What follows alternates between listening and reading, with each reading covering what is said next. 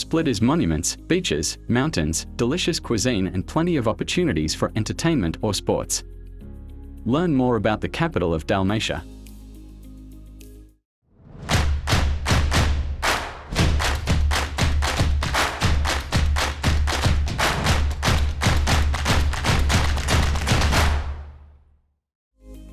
According to the legend, God, when creating the world, forgot about the Croats.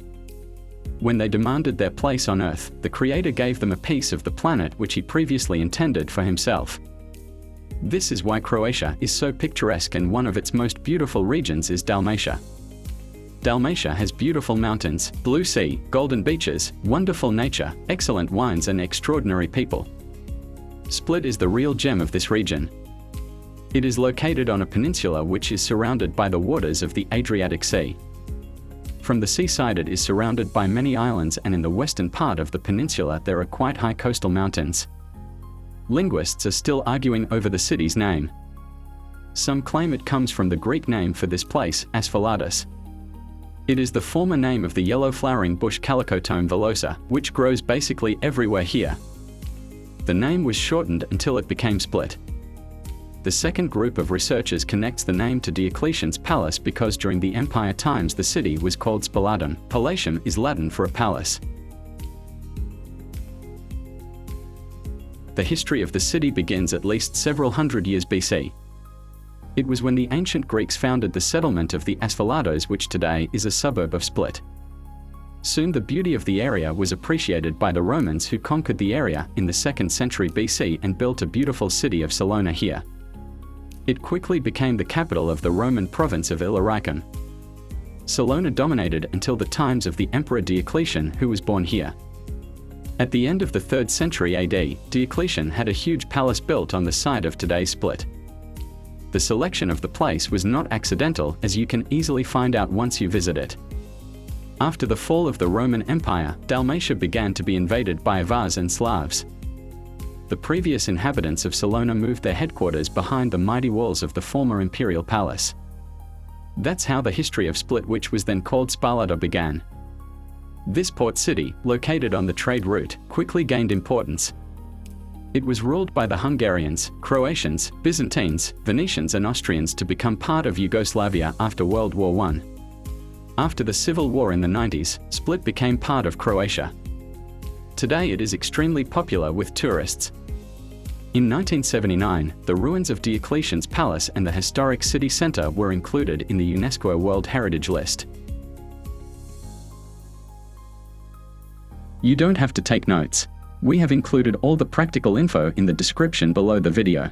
That's where you can also find links with accommodation, tickets to attractions and tips on how to pay abroad so as not to overpay on currency conversions.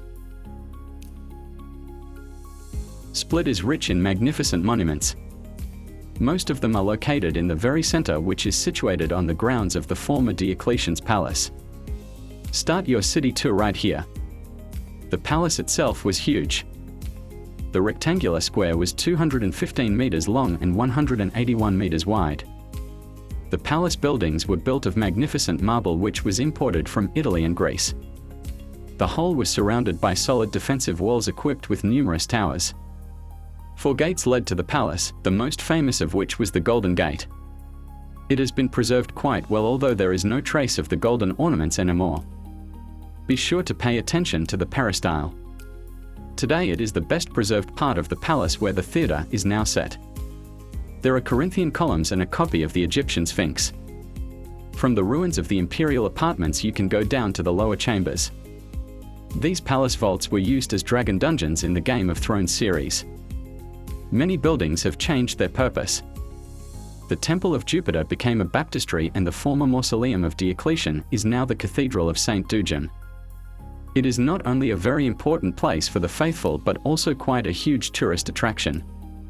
You will find combinations of many architectural styles there and wonderful sculptures and paintings inside. Pay special attention to the reliquary with the remains of St. Dujan. In the treasury here you will see richly decorated reliquaries and other exquisite works of sacred art. Romanesque bell tower was added to the church. You can climb it and admire the panorama of the city. After the fall of Salona, refugees began to settle within the walls of the palace. residential houses and typical city buildings with the city hall began to be built. This is how the city and the palace was created, and today's streets are former palace corridors. Split has been a port city from the very beginning. From the local port you can go on numerous sea tours that are offered, visit nearby islands and also go to Italy. From the port, walking along the waterfront will take you all the way to Mojon Hill. On the way, near Track Republic or Republic Square, you will smell an unpleasant odor. These are fumes from the sulfur springs that are located there. Unfortunately, they can't be seen and the waters can only be used by the residents of the local sanatoriums. When you pass the port of Mađarska, you will see plates embedded in the promenade with the names of Croatian Olympic medalists. While wandering around the city, your attention may be drawn to the mighty Venetian tower, which was part of the medieval fortifications. Vokni Track, which is the former marketplace, is quite close to it. Today plenty of cafes and restaurants can be found here, and most of them have cafe gardens. On the square you will also get to see a monument dedicated to the father of Croatian literature, Marko Marulić. Another square worth visiting is Pjaka, whose official name is Narodni Track. You will find historic buildings with beautiful palaces, Gothic town hall and numerous tenement houses there. There is also the Marmontova Promenade in Split. When you are there, pay attention to the unique monuments that line this street. The most interesting one is the figure and Perugia fountain in the form of a clenched fist with a funnel or so-called fig shown to the people of Zagreb. In the capital of Dalmatia you will find at least two interesting places more. The first is Mojon Hill, known as Suma Mojon Park. Located slightly on the outskirts of the city, the hill is 178 meters high. There you can stroll along the numerous forest paths, but most importantly, you can admire the beautiful panorama of the city and its surroundings.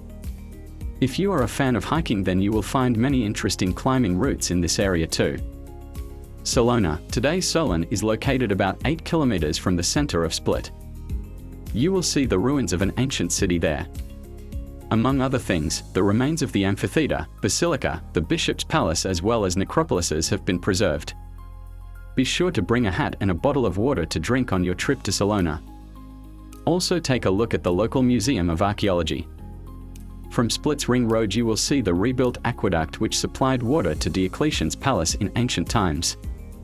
Destroyed during barbarian invasions, it was rebuilt in the 19th century to supply water. In addition to sightseeing, it's also a great place to relax.